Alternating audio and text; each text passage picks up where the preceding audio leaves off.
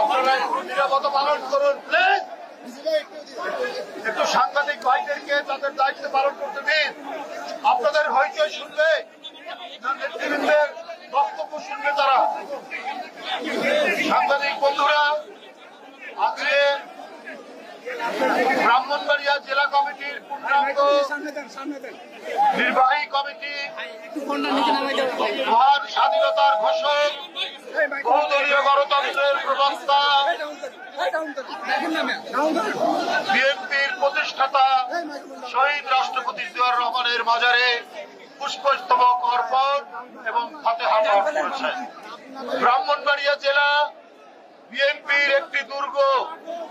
ব্রাহ্মণবাড়িয়া জেলায় তৃণমূল থেকে জেলা পর্যায় পর্যন্ত এখানে বিপুল সংখ্যাগরিষ্ঠ মানুষ ধানের শীষে ভোট দেয়। তারা জাতীয়তাবাদী রাজনীতিতে বিশ্বাস করে। আমরা যখনই নির্বাচনে অংশগ্রহণ করেছি তখনই ব্রাহ্মণবাড়িয়া জেলার প্রায় 5-6টি সিটের প্রায় অধিকাংশ আসন বিএনপি জয়লাভ করেছে। তাই ব্রাহ্মণবাড়িয়া জেলার নেতা কর্মীদের মধ্যে উচ্ছ্বাস, আবেগ অত্যন্ত বেশি। আজকে সুদূর ব্রাহ্মণবাড়িয়া জেলা থেকে বিএনপির নবনির্বাচিত সভাপতি ইঞ্জিনিয়ার শ্যামল, খালেদ হোসেন শ্যামল এবং সাধারণ সম্পাদক সিরাজ, তাদের নেতৃত্বে বিপুল নেতাকর্মী এই শহীদ জিয়ার মাজারে উপস্থিত হয়েছে।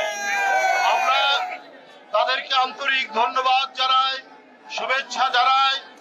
আমার বিশ্বাস ইঞ্জিনিয়ার শ্যামল এবং সিরাজের নেতৃত্বে ব্রাহ্মণবাড়িয়া জেলা বিএনপি আরো বেশি শক্তিশালী, আরো বেশি গতিশীল, আরো বেশি সুসংগঠিত এবং সাধারণ জনগণের শুভেচ্ছা নিয়ে তারা এই এলাকা, এই জেলায় একটা বিএনপির ঘাঁটি হিসেবে পরিণত করবে। এটা আমাদের দৃঢ় বিশ্বাস। বন্ধুরা আমার, আজকের বর্তমান রাজনৈতিক প্রেক্ষিতে অন্তর্বর্তীকালীন সরকারের কাছে আমাদের এই আহ্বান, মানুষের 15 বছরের প্রত্যাশা, 15 বছরে বাংলাদেশের জনগণ যেভাবে নিপীড়িত হয়েছে, অত্যাচারিত হয়েছে, লাঞ্ছিত হয়েছে, অপমানিত হয়েছে, সেইখান থেকে এদেশের মানুষ তার আত্মসম্মান ফিরে পেতে চায়, এদেশের মানুষ তার মর্যাদা ফিরে পেতে চায়, এদেশের মানুষ নির্বিঘ্নে নিরাপত্তার সাথে ফিরে পেতে চায়।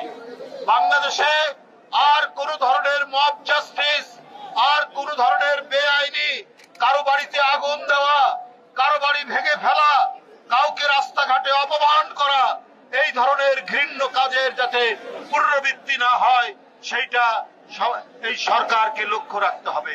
2014, 2018, 2024 এই 3টি নির্বাচন, এইটি হয়েছে শেখ হাসিনার ইচ্ছা মতো নির্বাচন। এখানে ভোটের দরকার পড়েনি, এখানে নির্বাচনের কোন নিয়ম নীতি দরকার পড়েনি। শেখ হাসিনা যাকে চেয়েছে তাকেই নির্বাচনে পাশ করা হয়েছে। এর জন্য দায়ী রকিবুল হুদা, এর জন্য দায়ী আউয়াল, হাবিবুল আউয়াল পরে এবং আরেকজন KM হুদা, 2 হুদা এবং হাবিবুল ইসলাম, হাবিবুল আউয়াল। এরা জনগণের যে ইচ্ছা, ভোটারদের ইচ্ছা মতো তারা নির্বাচন করেনি। তারা শেখ হাসিনার আনন্দ লাভের জন্য, শেখ হাসিনার ইচ্ছা পূরণ করতে গিয়ে নির্বাচন করেছে। অবশ্যই এরা অপরাধী, এদের বিচার হতে হবে, তবে এই বিচার হতে হবে আইনসঙ্গতভাবে। বিচারের যিনি আসামি সেও নিরাপত্তার সাথে আপনার বিচারালয়ে আদালতে হাজির হবে, কিন্তু বিচারের আদালতের প্রাঙ্গণে কাউকে দিন ছুঁড়ে মারা হবে, কাউকে চিতা নিক্ষেপ করা হবে এবং বাড়িতে লোকজন গিয়ে তাকে টেনে হিচড়ে বের করবে, এইটা বিএনপি কখনোই পছন্দ করে না। এবং বিএনপি এই ধরনের ঘৃণ্য কাজের পরিপ্রেক্ষিতে অবশ্যই যারা এই কাজের সাথে জড়িত তারা যারাই এই কাজ করেছে তাদের অবশ্যই এই সরকারকে খুঁজে বের করে তাদের দৃষ্টান্তমূলক বিচার করতে হবে।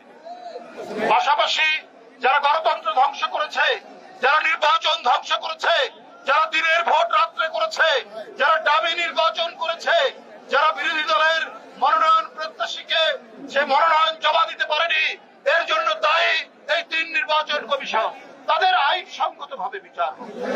তাদের বিরুদ্ধে মামলা হয়েছে, সেই মামলা অনুযায়ী বিচার হোক, কিন্তু কারো হাতে আইন তুলে নেওয়ার কোন অধিকার নেই বন্ধুরা আমার। তাই বন্ধুরা আমার, এই ধরনের ঘটনার পুনরাবৃত্তি আমি অন্তর্বর্তীকালীন সরকারকে বলতে চাই, আদালত প্রাঙ্গণে পুলিশ দাঁড়িয়ে থাকে নীরব ভাবে, সেখানে কি করে একজন আসামির উপর আক্রমণ হতে পারে? আসামির নিরাপত্তা তো সরকারের, তাহলে পুলিশ কি দায়িত্ব পালন করছে না? পুলিশের মধ্যে কি দোসররা আছে যাতে ডক্টর ইউনূস সাহেবের সরকারের বদনাম হয়? এই কাজ করছে, আপনারা দ্রুত এই বিষয়ে ব্যবস্থা নিন। আমরা আবার মহামারীর প্রাদুর্ভাব দেখা দিয়েছে, ইতিমধ্যে মানুষের মৃত্যুর সংখ্যা বাড়ছে। আমরা দ্রুত ব্যবস্থা নেওয়ার জন্য স্বাস্থ্য উপদেষ্টাকে বারবার বলেছিলাম। এই করোনার প্রাদুর্ভাবের মধ্যে স্কুলগুলোতে কিভাবে ক্লাস হবে, সেখানে কিভাবে সামাজিক দূরত্ব নিশ্চিত হবে, সমাজের মধ্যে কিভাবে সামাজিক দূরত্ব সোশ্যাল ডিস্টেন্সিং মেইনটেইন হবে, এই ব্যাপারে সরকারের দিক থেকে কোনো গুরুত্ব নেই। অথচ প্রতিদিন খবরের কাগজে আমরা ডেঙ্গুতে মৃত্যুর ঘটনা দেখছি। সরকার যদি ফ্লট হয়, সরকার যদি আপনার তীব্র না হয়, গতিশীল না হয়, তাহলে মানুষের নিরাপত্তা এবং মানুষের জীবন বাঁচবে না। আজকে ডেঙ্গুতে দক্ষিণ অঞ্চল মহামারী রূপ ধারণ করেছে। আজকের খবরের কাগজের খবর যে আপনার উত্তরার বিভিন্ন ওয়ার্ডে লক্ষ লক্ষ মশা তারা উড়ে বেড়াচ্ছে, কিন্তু নিধনের কোনো ব্যবস্থা নেই। তাই বন্ধুরা আমার, আমি তো বলি যে এই সরকার জনগণের আন্দোলনের সরকার, অন্তর্বর্তীকালীন সরকার, এরা অতি শীঘ্র নির্বাচনের তারিখ ঘোষণা করে জনগণের ইচ্ছা মতো সরকার গঠনের সুযোগ দেবেন। আর যে কদিন আছেন তারা জননিরাপত্তা, মানুষের নিরাপত্তা, সেটা প্রাকৃতিক দুর্যোগ হোক অথবা সামাজিক সন্ত্রাসীদের হাতে বা সামাজিক কোনো ঘটনার কারণে মানুষ যাতে নিরাপত্তাহীন না থাকে, সেই বিষয়টি আপনাদের দেখতে হবে। আমি ব্রাহ্মণবাড়িয়া জেলার যে নতুন কমিটি হয়েছে ইঞ্জিনিয়ার শ্যামল এবং সিরাজের নেতৃত্বে, এই কমিটির আমি সাফল্য কামনা করছি। ইনশাল্লাহ এই কমিটি ব্রাহ্মণবাড়িয়া জেলায় একটি সুদৃঢ় এবং গণভিত্তির উপর তার কারণে কমিটি দেবে। আপনাদের সকলকে ধন্যবাদ জানিয়ে আমার বক্তব্য শেষ করছি।